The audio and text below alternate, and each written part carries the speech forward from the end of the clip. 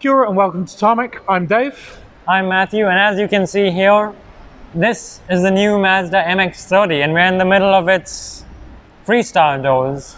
That's right, Mazda have gone pure electric and also a hybrid, and we've got our hands on it now.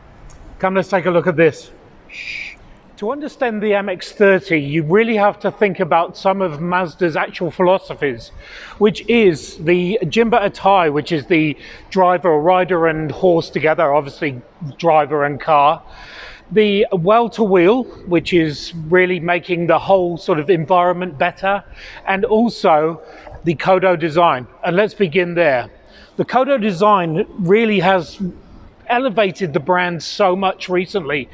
They're really pulling on their Japanese roots, and the designs, I believe, are just really right up there now. Looking at this electric vehicle, normally a lot of car companies are going for this futuristic look to make them look completely out of the ordinary and advanced and futuristic. Mazda, what they've done is really made it look aesthetically very much the same as their normal cars, which is a great thing. With the grille up here, of course, it doesn't really need a grille, but it does have a grille, and really you can mistake this for any of their lineup now, which is quite good. Their LED headlights.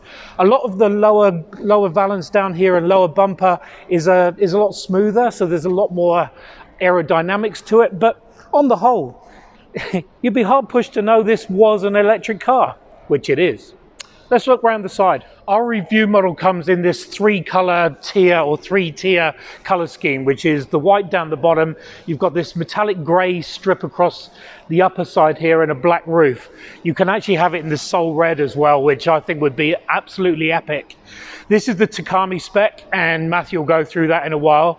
But looking around the rest of it, you've got 18-inch wheels, and look at this, plenty of protection along the wheel arches and along the bottom here. It is an SUV, and it really does have that SUV look about it. But the big thing are these freestyle doors. Look, anybody that's had an RX-8 or knows of the RX-8 will know it's not just about the front door. Look at this big expansive doors to just look how cool this is. I mean, if you're going to buy this car anyway, this is the reason to buy it, just this back door. They finally found a space for it from the RX-8 to here. I love it. Let's look around the rear. But just before we get to the rear, I just want to point out the electric writing here to make you sure that you know it's an electric vehicle. The Mazda in this chrome plate here, and again, because it's an electric vehicle, the plug-in is right here. Your DC charging and also your AC stuff from there, right there. But moving around to the rear, what you've got is a roofline spoiler, digital tail lights. You've got more of this lower bumper protection side of things, and also your eSky Active nameplate, just to make sure you know what's powering it. And in here, not an electronic kicker tailgate or anything like that, but 350 litres of actually very usable boot space. While we're here though, although there's no engine, let's take a look under the bonnet. Now under here is actually so much room, as you'd expect, because there is no sort of petrol or fossil fueled engine in here. It's actually, hello, there's plenty of room. What you've got is an eSky Active powertrain, which is basically a 35.5 kilowatt hour battery strapped to a AC synchronous motor on the front axle, so it is front wheel drive.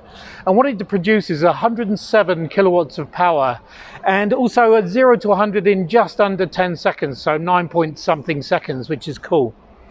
But the big thing is the range is 200 kilometers in a real world sort of situation, and a lot of people think that that's actually quite limited, especially nowadays and age. But that is part of their well-to-wheel situation, which I spoke about earlier. What Mazda are doing is bringing together a smaller battery, which is actually less of an environmental footprint to produce. And 200 kilometers is roughly a week's worth of commute, so you are getting what you need out of there. What they're also doing in New Zealand is throwing in a wall box so you can charge it at home. And also for every MX-30 that's sold, what they're doing is planting 5 trees. So you actually get that full circle well-to-wheel situation. But there is a lot of room in here, and I assume that they'll probably be putting a range extender in here which will be in that nice nacho shape. Love that triangle. Speaking of things that are in a sort of nacho shape, I don't know where I'm going with this. Matthew's inside. He'll show you what's going on right there. Now, I might be a bit triangular, I guess, whatever that means, but there's certainly nothing odd about the interior of this MX-30 because just like the MX brand, it is pretty special. Mazda are really focusing on this well-to-wheel sort of philosophy, if you like, and it's very evident in this cabin. So firstly, anything that you see that's sort of leatherish, like the seats, for example, is not actually leather, it's vegan leather, so it's good for the environment. No cows were killed in that process. Very nice. Secondly, all of this sort of fibrous stuff you see on the top, which actually feels really nice to touch and just sort of changes the colors of the interior. That's actually made from these recycled plastic bottles. How cool is that? That's not the only, those two rather, are not the only recyclable materials in here. All of this brown stuff you see down the middle here and the bottom of this floating console here, all of that is actually recycled cork, and that sort of plays on Mazda's history from, I think it's 200 years ago when they started off as a cork manufacturer. So how cool is that? Speaking of things that are cool, well, the way they've broken up this interior in terms of the styling, we know Mazda have done a really good job on the outside with that Kodo design language, and that's really reflected on this interior here. So you've got this soft material across the top, you've got this breakup here with this chrome line going across, and then some more plastics, and all these little buttons and things are all different shapes to change things up. A new feature that you'll notice here is AC controls are now gone, and instead you'll get this 7-inch touchscreen here, which has the AC controls on it, but in such a way that they're actually really easy to use. And then all the shortcuts that you need, like the temperature and the fan speed, are still buttons and they don't change. They're there and very easy to use. So I've got to commend Mazda on that. That's a really good job. You get a nice sort of stubby gear shifter there, and this familiar Mazda center console, if you like. So you've got that rotary knob in the middle there. Speaking of rotaries, for all you know, we might have one under the bonnet in future. But anyway, got another rotary knob here for the volume, and of course that all controls that screen up the top there, which is nicely integrated into the dashboard and is actually very easy to see from the driver's perspective, even though the angle might suggest that it wouldn't be.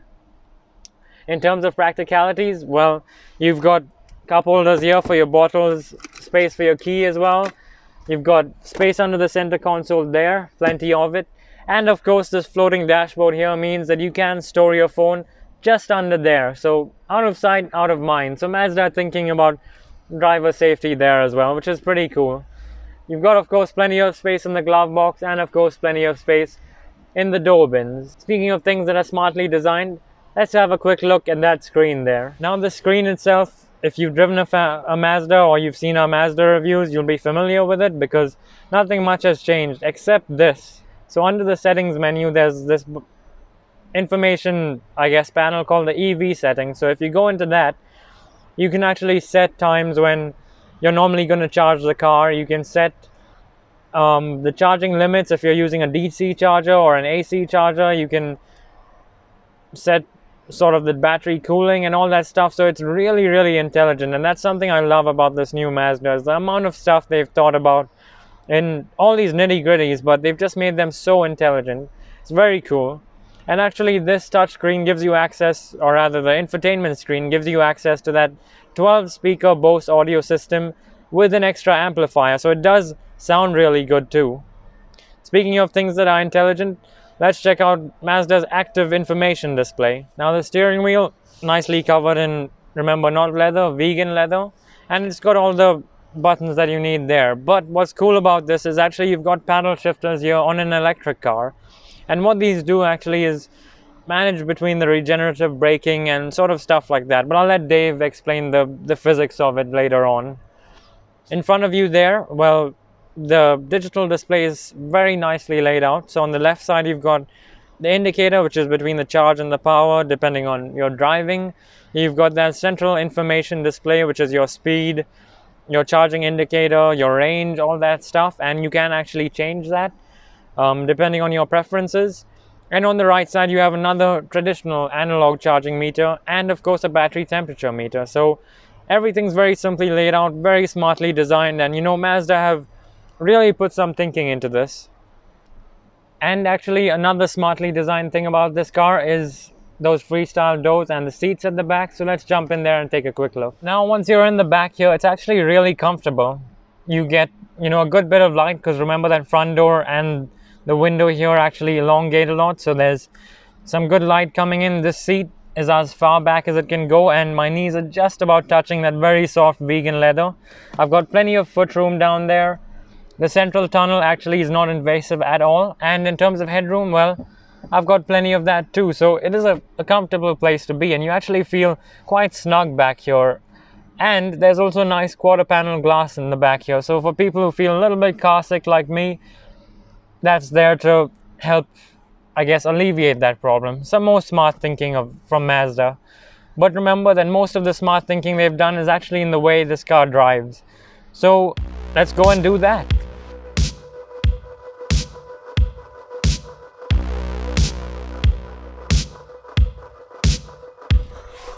The new Mazda MX-30. Well, why is it called an MX? Because if you remember, the MX is actually labeled for MX-5s and those special sort of cars, and that's exactly what this is actually, is an MX. It's a special car, and that's why it's got that special nameplate. And if you're wondering where the 30 comes from, actually the platform is based on the CX-30 SUV, so it's a little bit different, of course, because you get the batteries along the floor, so it is a little bit raised up, but in terms of size-wise, it is actually very similar in dimensions to the CX-30. Top news, I didn't know any of that. How exciting. What you do need to know is that this is a really, really proficient electrical vehicle, or EV. It runs smoothly, it drives smoothly, it's got 200 k's worth of real world distance. So we've been traveling for quite a while now, and we've got half a tank, so it really is bang on for what it's supposed to be.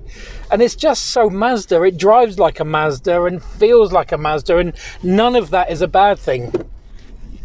No, I completely agree with you there, is that Mazda always do these interiors and the way they lay out their materials so well that, you know, everything is, all the stuff that you touch is all the soft stuff and all the good quality stuff. And, you know, that's something that they've really perfected over time. And with this sort of, you know, new generation of MX-30, they've done even better with the recycled plastic and the cork and the vegan leather. You know, all of that is just taking it that little bit into the future with a touch of sustainability.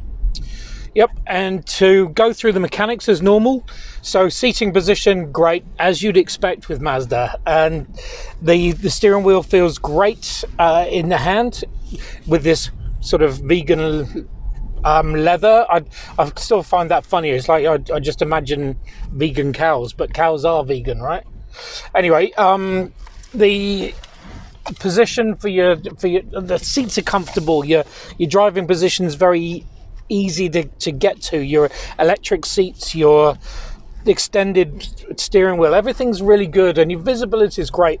I'm not a great lover of the wing mirrors. I find them just slightly pokey, but then I'm sort of used to driving some of the the complete opposite of these, which is the trucks. So anyway, but other than that, the touch and feel is great. I like the clicks, the way everything sort of, the dials just feel like they're supposed to do things, and they really do.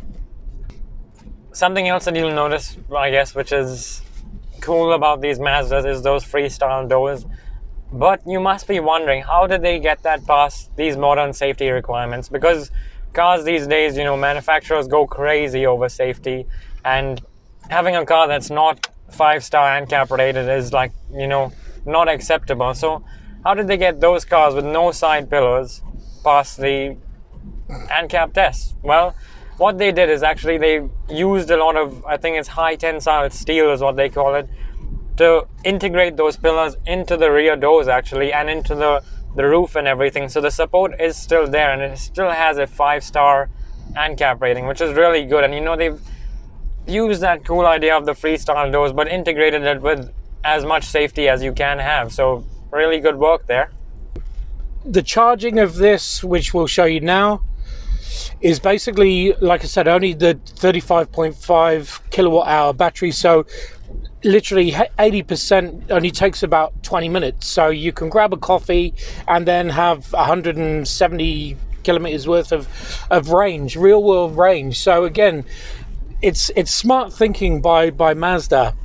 And the other thing is the pedals. So when you're driving, if you want to get involved in the regeneration or recuperation of the brakes, you can pull down on the left pedal, which will go, you can actually double tap it down from drive down to minus, or basically arrow down, and that makes your braking quite aggressive when you let off the accelerator.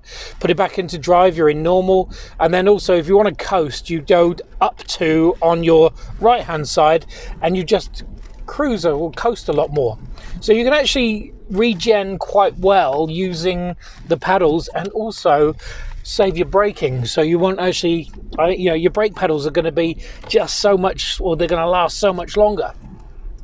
And while we're on the topic of intelligent battery usage, Mazda figured out when they were making this car actually that most of the emissions and the environmental damage for an electric car actually comes just in the production of the batteries right at the start. So what they did basically is reduce the size of the batteries, which is what they've done with this car, 35 kilowatt hours. But what they also do is that when you buy an MX-30,